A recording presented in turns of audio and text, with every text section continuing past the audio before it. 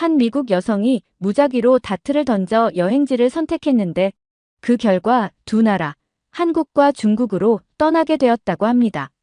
여행지 선택부터 특별한 그녀의 여정은 놀랍게도 최고의 순간과 최악의 순간을 모두 안겨주었다고 하는데요. 도대체 그녀에게 무슨 일이 일어났던 것일까요? 지금 바로 사연 시작합니다. 잠깐 영상 시청 전 좋아요 한 번씩 눌러주시면 영상 제작에 큰 힘이 됩니다. 안녕하세요. 저는 사라예요. 사실 제가 이렇게 여행 이야기를 하게 될 줄은 몰랐어요. 왜냐면 미국 사람들은 대부분 해외여행을 그렇게 특별하게 생각하지 않는 경향이 있거든요. 뭐랄까, 미국이 워낙 땅도 크고 안에서만 여행해도 충분히 볼 게 많다고 생각하니까요. 그리고 이건 조금 자만심일 수도 있지만 미국보다 좋은 나라는 없어 라고 생각하는 사람들도 꽤 많아요. 그러다 보니 외국을 굳이 경험할 필요가 없다고 여기는 거죠. 솔직히 저도 별반 다르지 않았어요. 대학교 졸업하고 직장을 다니기 시작하면서 바쁜 일상에 치이다 보니 해외여행은 꿈도 못 꿨거든요. 그러다가 제 인생에 작은 변화가 찾아왔어요. 친구 몇 명이 국제 결혼을 해서 유럽으로 이사를 가게 된 거예요. 덕분에 저도 유럽의 몇몇 나라에 방문할 기회가 생겼죠. 그때 깨달은 게 있었어요. 같은 백인이라고 해도 유럽의 나라들은 정말 문화가 다르다는 점이었어요.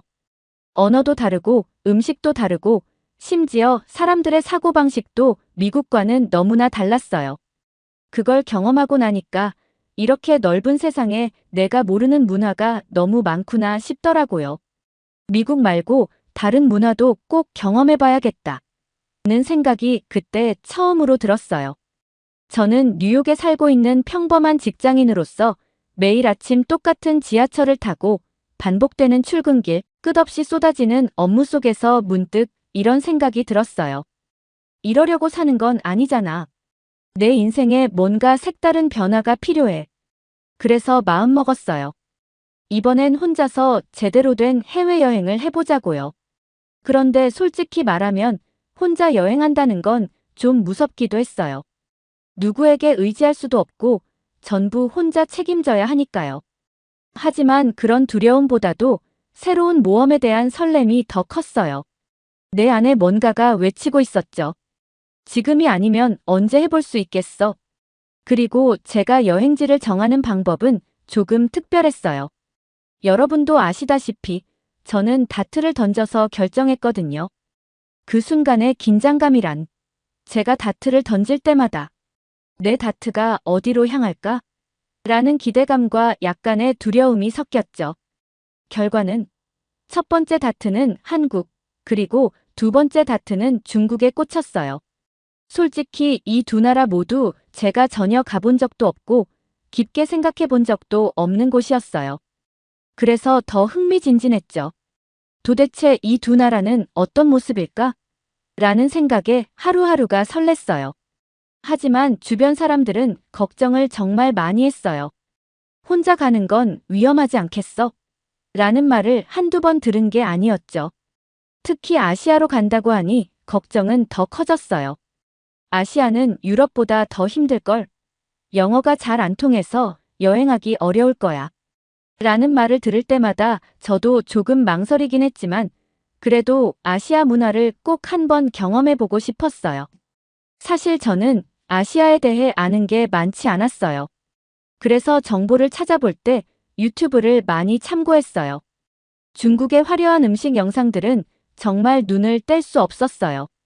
길거리 음식부터 고급 레스토랑 음식까지 너무 다양하고 매력적이더라고요. 그리고 자금성과 만리장성 같은 유서 깊은 건물들과 유적지를 보며 여기는 정말 역사의 무게를 느낄 수 있는 곳이구나라는 생각이 들었죠. 자금성의 웅장한 모습은 단순히 큰 건축물이라는 걸 넘어서 수백 년간 이어져 온 중국의 황제 문화를 직접 눈으로 보고 느껴볼 수 있다는 점에서 정말 매력적으로 다가왔어요. 그리고 만리장성. 그 길고도 험난한 성벽을 직접 걸어보면서 이런 건축물을 만든 사람들은 어떤 생각을 했을까? 라는 상상을 할 수 있을 것 같았어요. 또 중국은 워낙 나라가 넓고 인구도 많잖아요. 그래서 저는 사람들이 많으면 여행 중에 도움이 더 많이 될 거라고 생각했어요. 길을 몰라도 누군가에게 물어보면 바로 도움을 받을 수 있을 거라는 막연한 기대감이 있었죠. 사실 중국에 대해서도 잘 알지 못하지만 한국에 대해서도 잘 몰랐어요. 그래서 한국 영상도 많이 찾아봤는데 그 중에서도 한국 음식 문화를 다룬 영상들이 정말 흥미로웠어요. 음식이 단순히 먹는 것을 넘어 하나의 문화와 이야기를 담고 있다는 느낌이 들더라고요. 예를 들어 비빔밥처럼 여러 재료가 어우러진 음식은 단순히 맛있는 것 이상으로 한국의 조화로운 정신을 느낄 수 있게 해줬어요. 또 삼겹살을 먹는 모습이 나오는데 고기를 굽는 과정이나 쌈을 싸먹는 방식이 마치 작은 의식처럼 보였어요. 단순히 배를 채우는 게 아니라 음식을 먹는 시간 자체를 즐기고 함께하는 사람들과의 교감을 소중히 여긴다는 점이 인상적이었죠. 길거리 음식 영상들도 흥미로웠어요. 떡볶이나 호떡 같은 간식들을 손쉽게 사 먹는 모습이 참 재미있어 보였어요. 특히 밤에 열린 야시장 풍경은 마치 축제 같았죠. 그런 곳에서 음식 하나를 사 먹으면서 현지 사람들 속에서 한국의 일상적인 삶을 체험해 보고 싶다는 생각이 들었어요. 한국 음식 영상에서 느껴진 건 단순히 맛있겠다라는 기대감이 아니라 음식이 가진 의미와 분위기였어요. 한국에서는 음식이 사람과 사람을 잇는 중요한 매개체구나라는 생각이 들면서 이 문화를 직접 느껴보고 싶어졌죠. 그리고 한국의 도시 풍경, 특히 서울의 화려한 야경을 보며 마음이 설렜어요. 한강을 따라 펼쳐진 불빛들과 밤에 빛나는 서울타워는 마치 영화의 한 장면 같았죠. 또 경복궁 같은 전통적인 건물과 현대적인 도시가 어우러진 모습은 이런 조화를 실제로 경험해보고 싶다는 마음을 갖게 만들었어요. 한국이 상대적으로 작지만 체계적이고 안전한 나라라는 이야기를 들으면서도 기대감이 커졌어요. 사람들도 친절하다는 이야기를 많이 들었거든요. 그래서 저는 길을 몰라도 누군가에게 물어보면 꼭 친절하게 알려줄 거야 라는 생각을 했어요. 또 한국은 교통이 정말 잘 돼 있어서 지하철만 타도 웬만한 곳은 다 갈 수 있다는 정보를 보고 여행이 훨씬 수월할 거라는 기대도 했죠.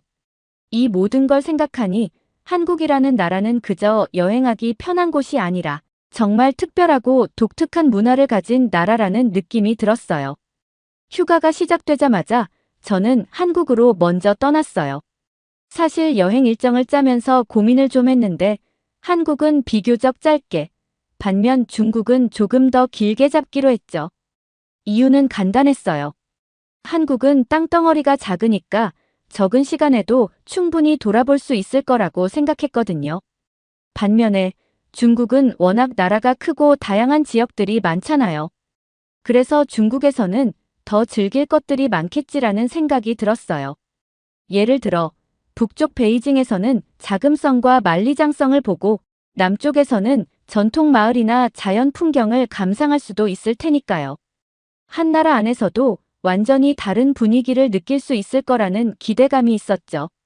또 한국은 여러 유튜브 영상에서 봤던 모습들 때문에 이미 체계적이고 이동이 편리한 나라라는 인상이 강했어요.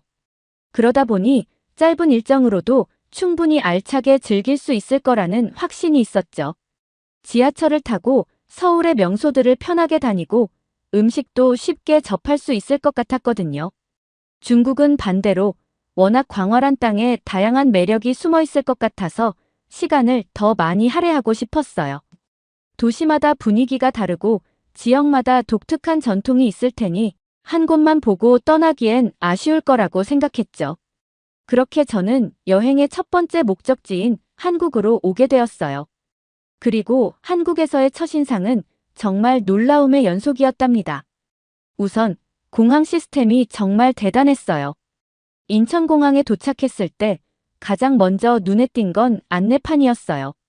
영어는 물론이고 중국어, 일본어, 유럽의 각종 언어들, 심지어 아랍어와 인도어까지 제공되는 걸 보고 깜짝 놀랐죠. 우와, 이렇게 다양한 언어를 지원하다니 정말 전 세계 여행객들을 위한 공항이구나라는 생각이 들었어요. 그리고 또 하나 특별했던 건 무인 안내 로봇이었어요. 공항을 지나다니는 로봇을 잡아 세우면 원하는 정보를 바로 제공해 주더라고요. 공항에서 길을 잃을 걱정이 없었어요. 사실 저는 공항 직원에게 도움을 받은 게 딱 한 번뿐이었어요. 그때는 무제한 데이터를 구매할 때였는데 이게 또 제게 엄청난 충격을 줬죠. 무제한 데이터가 미국 돈으로 $3도 되지 않는다는 거예요. 말도 안 돼. 진짜 이렇게 저렴할 수 있어? 라는 생각에 바로 구매했죠. 그 뒤로는 핸드폰만 들여다보며 여행 정보를 검색하고 길을 찾아다니기 시작했어요. 데이터를 마음껏 쓰니까 호텔 가는 길도 제가 직접 검색해서 아주 수월하게 찾아갔답니다. 한국의 첫날부터 이렇게 편리하고 체계적인 시스템을 경험하니 이 나라에서 여행하는 건 정말 걱정할 게 하나도 없겠구나라는 확신이 들었어요. 그리고 이건 단지 시작에 불과했죠. 한국에서의 첫인상은 공항에서부터 좋았지만 그 감동은 대중교통 시스템에서 더 커졌어요. 제가 공항에서 호텔까지 가는 길에 버스를 이용했는데 늦은 밤 시간에도 금방 버스가 와서 정말 빨리 도착할 수 있었거든요. 미국에서는 밤늦게 대중교통을 이용하기가 쉽지 않은 경우가 많잖아요. 그런데 한국에서는 시간대에 상관없이 편리하게 이동할 수 있어서 정말 놀랐어요. 그렇게 호텔에 도착해 바로 잠들었는데 다음날 아침에 일어나면서 또 한 번 감탄하게 됐죠. 호텔 자체는 상대적으로 최고급은 아니었어요. 별 3개 정도 되는 호텔이었으니까요. 하지만 그 청결함은 정말 최고 수준이었어요. 우선 방안이 너무 깔끔했어요. 침대는 항상 정돈이 잘 되어 있었고 기온과 습도가 너무 쾌적해서 숙면을 취할 수 있었죠. 그런데 가장 인상 깊었던 건 직원들의 태도였어요. 제가 머무는 동안 직원분들은 제 시간을 불편하게 하지 않으려고 세심하게 신경 써주셨어요. 예를 들어 제가 방 안에 있을 때는 항상 웃으면서 청소를 해도 괜찮을까요? 라고 물어보셨고 정말 제가 편안하게 느낄 수 있도록 배려해 주셨거든요. 이런 세심한 배려는 사실 미국에서는 잘 경험하기 힘들었던 부분이라 더 인상 깊었어요. 게다가 청소가 끝난 뒤 방에 돌아왔을 때는 항상 정돈이 완벽했어요. 침대는 물론이고 욕실의 수건도 항상 새 것처럼 깔끔하게 정리되어 있었고요. 저는 처음엔 최고급 호텔에 묵지 않아서 조금 아쉬울 수도 있겠다고 생각했지만 오히려 이 호텔의 서비스와 정돈 상태는 5성급 호텔처럼 느껴졌답니다. 한국에서 지내는 동안 저는 정말 예상치 못했던 변화를 하나 느꼈어요. 바로 머릿결과 피부결이 좋아진 것이었죠. 처음에는 설마 여행 중에 이런 걸 느낄 수 있을까? 싶었는데 그 차이가 너무 확실해서 깜짝 놀랐어요. 우선 한국에 도착해서 가장 먼저 한 일이 샤워였어요. 그런데 그 순간부터 뭔가 다르다는 느낌이 들더라고요. 물의 질이 완전히 다른 거예요. 미국에서 샤워를 하면 항상 피부가 당기고 거칠어지는 걸 느꼈는데 한국에서는 물이 너무 부드럽고 피부에 잔여물도 남지 않았어요. 샤워 후에도 피부가 촉촉하게 유지되는 게 정말 신기했죠. 심지어 로션을 바르지 않았는데도 전혀 당기지 않는 거예요. 머릿결도 마찬가지였어요. 샴푸를 한 뒤 드라이를 하면 평소보다 머리가 훨씬 부드럽고 차분해지는 느낌이 들었거든요. 여행 중이라 특별히 다른 제품을 사용한 것도 아니었는데 이게 한국의 물 때문이 아닐까? 하는 생각이 들었어요. 그리고 제가 머무는 호텔에서 제공되는 토너와 크림도 한 번 써봤는데 이건 정말 반전이었어요. 솔직히 호텔 제품 하면 저렴하고 품질이 별로라는 이미지가 있잖아요. 그래서 별 기대 없이 사용했는데 웬걸 제 피부에 흡수가 너무 잘 되는 거예요. 다음날 아침에 일어났더니 피부가 매끈하고 촉촉해져 있어서 깜짝 놀랐어요. 그렇게 저는 한국 여행을 정말 순조롭게 시작할 수 있었습니다. 지하철을 타고 이동했는데 특히나 한국의 대중교통 환승 시스템은 정말 환상적이었어요. 5번이나 기본 요금만 내고 버스와 지하철을 자유롭게 갈아탈 수 있다는 점은 저에게 정말 충격적이었죠. 미국에서는 같은 버스로 환승한다면 최대 2번까지 가능하지만 지하철로 바꾸는 순간 새롭게 요금을 내야 해요. 대중교통 시스템이 따로 운영되는 경우가 많아서 두 가지를 동시에 이용하기란 비용적으로나 편의적으로 쉽지 않거든요. 그런데 한국은 완전히 달랐습니다. 버스와 지하철 간의 교차 환승이 가능할 뿐 아니라 환승 횟수도 2배 이상 많아서 여행 내내 정말 편리했어요. 기본 요금만 내고 이렇게 효율적으로 이동할 수 있다니 여행자를 위한 나라가 따로 없구나 싶었습니다. 저는 매번 다음 목적지를 이동할 때마다 이 시스템이 없었다면 정말 힘들었겠다는 생각을 했어요. 여행을 하며 합리적이고 체계적인 교통 시스템의 중요성을 다시 한번 느낄 수 있었죠. 한국 지하철은 깔끔하고 정돈된 내부와 조용히 각자 시간을 보내는 사람들의 모습이 정말 인상적이었어요. 그날 제가 향한 곳은 한강이었습니다.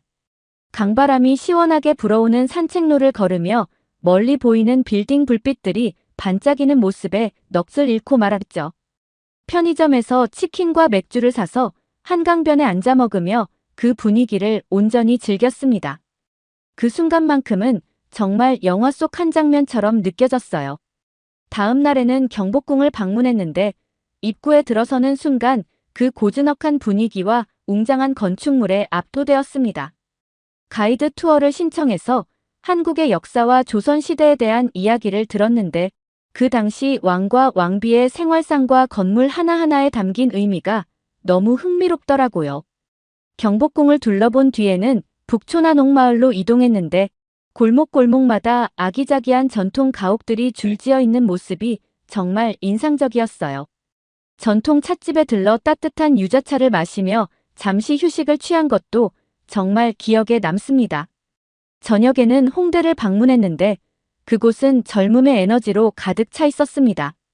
거리 한복판에서 버스킹을 하는 밴드들, 곳곳에서 들려오는 음악 소리, 그리고 개성 넘치는 옷차림의 사람들까지 모든 게 활기차고 다채로웠어요. 홍대 길거리에서 파는 소떡소떡과 떡볶이를 처음 먹어봤는데 매콤달콤한 맛이 정말 잊을 수 없었답니다. 게다가 근처 작은 상점에서 한국식 액세서리와 기념품도 잔뜩 샀어요. 한국에서 지내는 동안 시간이 정말 쏜살같이 지나갔어요. 매일매일이 즐겁고 새로운 경험으로 가득 차다 보니 시간 가는 줄도 몰랐죠. 그러던 어느 날 문득 제가 중국으로 이동해야 할 시간이 다가왔다는 걸 깨달았어요. 그 순간 이럴 줄 알았으면 한국에서 머무는 기간을 좀 더 길게 잡을 거리라는 후회가 밀려왔습니다. 처음엔 한국이 작고 짧은 일정으로도 충분할 거라고 생각했던 제 자신이 원망스러웠죠. 하지만 이미 비행기 표는 예약되어 있었고 다음 여행지인 중국으로 가는 일정도 정해져 있었기에 더 이상 시간을 지체할 수는 없었어요.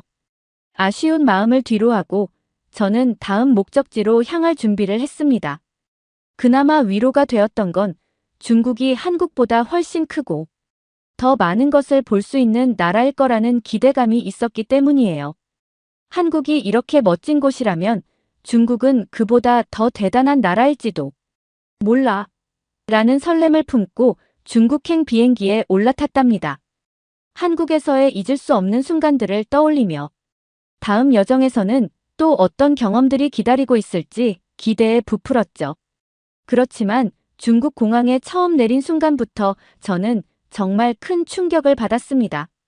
주위를 둘러보니 온통 낯선 한자들 뿐이었거든요. 저는 미국인이고 영어가 모국어입니다. 그리고 영어는 전 세계에서 가장 보편적으로 쓰이는 공용어잖아요. 유럽을 여행할 때도 항상 영어로 된 안내 표지판을 쉽게 볼 수 있었고 공항에서도 영어만으로 충분히 여행이 가능했어요. 그래서 중국에서도 당연히 영어 안내가 있을 거라고 생각했죠. 하지만 제 예상은 완전히 빗나갔습니다. 영어는 어디에서도 보이지 않고 모든 안내가 중국어로만 되어 있었어요. 저는 미리 찾아둔 숙소는커녕 출국장 밖으로 나가는 방법조차 막막해졌습니다. 어떻게든 출국장 밖으로 나오는 데는 성공했지만 다음 문제가 기다리고 있었습니다. 저는 공항의 안내 데스크를 찾아갔어요. 여기라면 분명 영어로 도움을 받을 수 있겠지라는 기대를 품고 직원들에게 다가갔죠. 그러나 제 기대는 다시 한번 완전히 깨졌습니다. 제 영어 질문을 들은 공항 직원들의 표정이 대놓고 굳어지는 겁니다. 저는 그 반응에 너무 놀랐어요. 왜 이런 표정을 짓지? 내가 무례한 질문을 했나? 라는 생각까지 들었죠. 하지만 숙소에 가야 했기 때문에 저는 포기하지 않고 영어로 다시 한번 물어봤어요. 그런데 돌아온 대답은 짜증이 섞인 목소리와 빠른 중국어였습니다. 저는 한마디도 알아들을 수 없었고 상황은 점점 더 혼란스러워졌죠. 순간 정신이 아득해지며 아, 이게 여행 중에 겪는 언어 장벽이라는 거구나라는 걸 체감했습니다. 그러다가 뒤늦게 정신을 차리고 핸드폰을 꺼내 번역기 어플을 켰습니다. 영어로 죄송하지만 다시 한번 안내를 해주실 수 있나요? 라고 번역해 직원에게 보여줬죠. 그런데 그 직원의 반응은 더 놀라웠습니다. 그는 저를 쳐다보며 거칠고 무뚝뚝한 태도로 No English라고 대답하는 겁니다. 저는 순간적으로 말문이 막혔습니다. 그 직원은 저를 보며 중국에 왔으면 중국어로 질문하는 게 예의 아니냐고 말하는 겁니다. 심지어 내가 대뜸 영어로 질문해서 불쾌하다며 저에게 사과를 요구하기까지 했어요. 순간적으로 너무 황당해서 할 말을 잃었습니다. 그곳은 공항이었습니다. 공항은 전 세계 사람들이 오가는 곳이고 기본적으로 영어는 공용어처럼 쓰이는 게 당연한 곳이라고 생각했거든요. 내가 지금 중국에서 너무 이기적인 요구를 하고 있는 건가? 아니면 이 직원이 너무 자기중심적인 건가? 라는 생각이 머릿속을 스쳤죠. 하지만 예약된 여행 일정은 소화해야 했기 때문에 더 길게 논쟁할 수도 없었습니다. 결국 번역기 어플을 통해 어렵게 미안하다고 말하며 안내를 받아 숙소로 향했죠. 그때는 이미 시간이 꽤 늦어 있었어요. 저는 비용을 아끼기 위해 호텔 대신 게스트하우스 같은 숙소를 예약했었는데요. 막상 도착했더니 숙소 주인이 저를 보자마자 왜 이렇게 늦게 오냐며 짜증을 내는 겁니다. 저도 사실 너무 피곤하고 스트레스를 받아서 화가 나려던 찰나였지만 모든 상황을 뒤로하고 그냥 죄송합니다라고 말하며 넘기기로 했어요. 방에 들어가 짐을 대충 풀고 침대에 눕자마자 그날 하루의 정신없는 일들이 파노라마처럼 스쳐 지나갔습니다. 공항에서의 황당했던 순간들, 숙소 주인의 짜증 섞인 태도까지. 솔직히 저는 첫날부터 이렇게 고된 여행이 될 줄은 상상도 못했어요. 한국에서의 여행이 얼마나 순조롭고 편리했는지를 절실히 느끼며 그날 밤은 정말 정신없이 골아떨어졌답니다. 중국에서의 첫날부터 기분이 썩 좋지는 않았지만 다음 날부터는 본격적으로 여행 일정에 돌입했습니다. 자금성과 만리장성을 둘러보며 대륙의 스케일을 직접 체감할 수 있었죠. 자금성은 그 크기와 웅장함에서 압도적이었고 황제가 살았던 궁궐의 디테일한 건축 양식은 정말 감탄스러웠어요. 만리장성은 말로만 듣던 그 끝없는 성벽을 직접 걸어보니 이것이 중국이 자랑하는 역사적 유산이구나라는 생각이 들었죠. 한계가 보이지 않는 그 광활한 풍경은 확실히 대륙다운 매력을 느끼게 해줬습니다. 이곳을 둘러보며 중국의 깊은 역사와 문화에 조금은 더 가까워질 수 있었던 것 같아요. 하지만 중국 여행 중에 저에게 큰 비상이 걸리고 말았습니다. 2주간의 일정 중 일주일이 다 되어갈 무렵부터 제 머리카락과 피부에 이상이 생기기 시작했거든요. 저는 머리 길이도 길고 숱도 정말 많은 편이라 어릴 때부터 머리카락 관리를 굉장히 신경 써왔어요. 샴푸나 머리 영양제는 항상 아끼지 않았고 이번 여행에도 제가 평소 사용하던 제품들을 넉넉히 챙겨갔습니다. 그런데 이상하게도 일주일이 지나자 머리카락이 점점 퍼석퍼석해지더니 끝이 갈라지고 두피가 심하게 가렵기 시작했어요. 처음엔 그냥 여행 스트레스 때문일 거라고 생각했지만 긁을 때마다 하얀 각질이 우르르 떨어지는 걸 보고 문제가 심각하다는 걸 깨달았습니다. 머리카락도 한 움큼씩 빠져서 마치 누가 잡아뜯은 것처럼 뭉텅이로 떨어져 나가더라고요. 저처럼 수치 많은 사람도 이렇게까지 빠지는 건 정말 처음 겪는 일이었어요. 머리 영양제도 꾸준히 바르고 있었는데 전혀 효과가 없었던 거죠. 머리카락 문제뿐만이 아니었습니다. 피부에도 문제가 생겼어요. 평소에는 뾰루지나 여드름이 거의 없었는데 갑자기 얼굴 곳곳에 붉은 트러블이 올라오기 시작했어요. 여행 초반의 설렘과 즐거움은 온데간데 없이 사라지고 당황스러움과 불안감이 밀려왔습니다. 그러자 제가 머물던 숙소의 환경이 제대로 눈에 들어오기 시작했어요. 숙소에서 씻을 때마다 처음에는 꼭 5분 정도 물을 틀어두었다가 사용해야 했거든요. 처음에 물을 틀면 딱 봐도 탁한 색깔의 물이 나왔어요. 숙소 주인은 중국은 호텔이나 가정집이나 어디든 처음에는 원래 그렇다며 시간이 지나면 깨끗한 물이 나온다고 했습니다. 그래서 별다른 의심 없이 사용했는데 지금 생각해보니 그 물이 오염된 물이었던 것 같아요. 물을 틀었을 때 나는 특유의 냄새와 탁한 색깔이 떠올랐습니다. 아무리 시간이 지나 깨끗해진다고 해도 그 물이 제 머리카락과 피부에 영향을 준 건 아닐까 하는 생각이 들었죠. 한국에서 깨끗하고 부드러운 물로 샤워하던 기억이 떠오르며 이런 물에서 씻다 보니 이런 문제가 생겼구나라는 깨달음이 밀려왔습니다. 중국이라는 대륙의 웅장함과 문화적 매력은 여전히 대단했지만 그와 동시에 제 몸이 느끼는 불편함은 여행의 즐거움을 상당히 갉아먹고 있었습니다.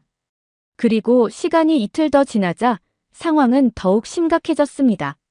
머리카락이 뭉텅이로 빠지기 시작했고 거울을 보며 머리카락을 들춰본 순간 제 두피가 하얗게 드러나 보이는 걸 확인했어요.